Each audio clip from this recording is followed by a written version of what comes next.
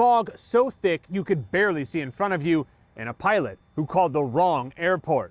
I'm senior reporter Ryan Kruger. Those are just some of the issues I've uncovered after that New Year's Day plane crash here at the Naples airport. And it turns out now the FAA is investigating.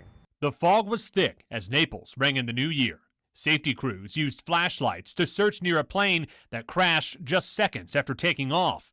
Thankfully, no one was hurt, but there's numerous buildings that are damaged. Again, the airplane had just taken off about 1 a.m., did not gain much altitude. We do not know what happened. We can't even speculate what happened to the airplane. The National Weather Service issued a dense fog advisory just before 7 p.m. Tuesday evening. The current conditions at the Naples Airport Weather Observing System show dense fog was present starting at 11:19 p.m. And at 12:53 a.m., that's less than 10 minutes before the pilot took off, the visibility was at 0.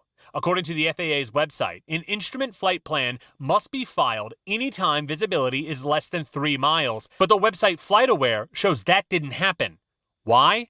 Because the pilot appears to have called the wrong airport. That's audio recorded from the Fort Myers Control Center, which was closed at the time. The airport rules, which all pilots are required to read before taking off, tells pilots that they need to be calling the Miami Center at that time of night, and that never happened. Minutes later, the pilot took off in dense fog conditions and crashed soon after.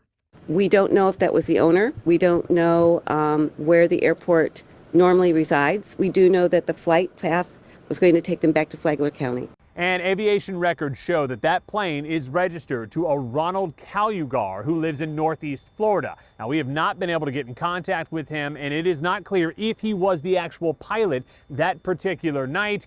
We do know that whoever was flying that plane will be speaking with FAA investigators about why they took off in those conditions and why that instrument flight plan was never filed. Ryan Kruger, Fox 4.